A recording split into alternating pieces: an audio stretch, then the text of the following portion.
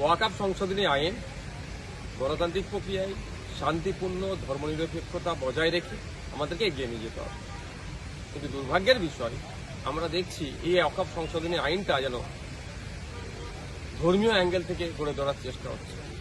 যদি এটা ধর্মীয় যদি তাকে লাগিয়ে দেওয়া যায়, এক্ষেত্রে বিজেপির সুবিধা হবে এবং যারা ধর্ম নিয়ে রাজনীতি করে, মেরুকরণের রাজনীতি করে ক্ষমতায় টিকে থাকতে চায় তৃণমূল কংগ্রেসেরও সুবিধা হবে। আমরা চাই সর্বধর্মের মানুষ এই আন্দোলনে যুক্ত। আমার যে সুপ্রিম কোর্টে মামলা চলছে, সে মামলায় যারা যে আইনজীবীরা সহযোগিতা করছেন বা তদারকি করছেন, সেই তার মধ্যে একাধিক নন মুসলিম সমাজের আইনজীবী আছেন। শুধু তাই নয়, গতকালকে আমি সুপ্রিম কোর্টে হাজির ছিলাম হিয়ারিং এর সময়, সেখানে আমি দেখেছি, আজকে আমি হাজির থাকবো, সেখানেও দেখতে পাওয়া যাবে যে অধিকাংশ আইনজীবী কিন্তু মুসলিম সম্প্রদায়ের নয়।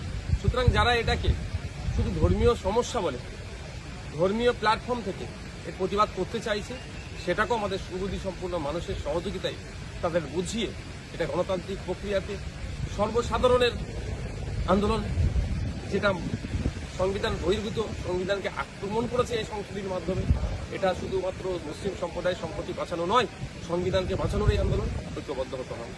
আমি একটা অনুরোধ করব, আমি দেখছি এই ওয়াকআপ সংশোধনীর আইনের বিরোধিতা করতে গিয়ে যেন আমরা একে অপরের বিরোধিতায় আবার লিপ্ত হয়ে পড়ছি, এটা মোটেও কাঙ্ক্ষিত নয়। আমি অনুরোধ করব, কে কোথা কবে কার ডাকা প্রতিবাদে যাবে তার যেমন বিরোধিতা করা অনুচিত, একইভাবে যে যাচ্ছে না বা যেতে চাইছে না তাকেও জোর করে যাওয়ার জন্য ফোর্স করা সেটাও অনুচিত। আমি অনুরোধ করব, এই আন্দোলনের নামে একে অপরের প্রতি কাদা ছোটাছুটি বন্ধ হোক। আপনার ভালো থাকলে আপনি অমুক জায়গায় আন্দোলনে যাবেন, আপনার না ভালো থাকলে আপনি যাবেন না, কিন্তু বিতর্কে জড়াবেন না। সাথে সাথে অনুরোধ, আপনি আন্দোলন অমুক জায়গায় ডেকেছেন, কেউ যদি না যেতে চায় তাকে হাত ধরে জোর করে বিতর্কিত কথা বলে তাকে সেখানে নিয়ে যাওয়ার চেষ্টা করবেন না। যেমন সাথে সাথে আমি এটাও অনুরোধ করব, আপনার ভালো লাগছে না অমুকের ডাকা আন্দোলন, ওখানে যেতে আপনি মনে করছেন না, স্বাচ্ছন্দ্য বোধ করছেন না, আপনি যাবেন না, কিন্তু কেউ যদি যেতে চায় তাকেও আপনি আটকানোর চেষ্টা করবেন না আপনার কথা দিয়ে, মানে এমন কথা বলছেন যাতে না যায়। এগুলো আমাদেরকে মনে রাখতে হবে। এই সময় আমাদের এই ধরনের অন্তকলহ করা একবারই অনুচিত বলে মনে করছি। তবে আমার অনুরোধ দুটো বিষয়, যারা যেখানে বিভিন্ন মিটিং মিছিল করছেন বা আন্দোলন করছেন, মাথায় রাখবেন, একটা হচ্ছে আন্দোলনটা যেন সম্পূর্ণ শান্তিপূর্ণ গণতান্ত্রিক প্রক্রিয়ায় ধর্মনিরপেক্ষতা বজায় রেখে হয়। আর দ্বিতীয় যেটা হচ্ছে যে পুলিশ প্রশাসন, অনেক ক্ষেত্রে আমরা দেখেছি সে ভাঙড় থেকে আপনার জঙ্গিপুর পর্যন্ত পুলিশের অতি সক্রিয়তা, পুলিশ লোকাল যারা শাসকে আছে তাদের সহযোগিতা নিয়ে হিংসা সংগঠিত করার চেষ্টা করছে, এই ফাঁদে পা দেবেন না।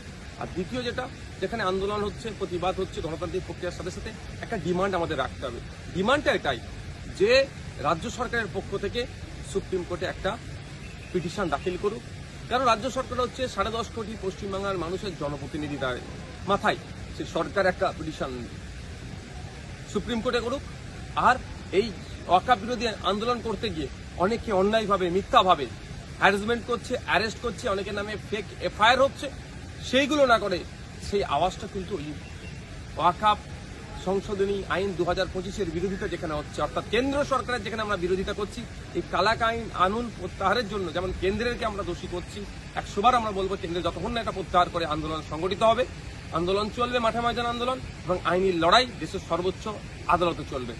কিন্তু সাথে সাথে এটা আমাদের বলতে হবে, আমাদের রাজ্যে যেভাবে মিথ্যা মামলা দিয়ে মানুষকে আন্দোলনমুখী যারা হচ্ছে তাদেরকে বিপথে নিয়ে যাওয়ার, মানে আন্দোলন স্টপ করে দেওয়ার চেষ্টা হচ্ছে, এর বিরুদ্ধে আমাদেরকে কথা বলতে হবে।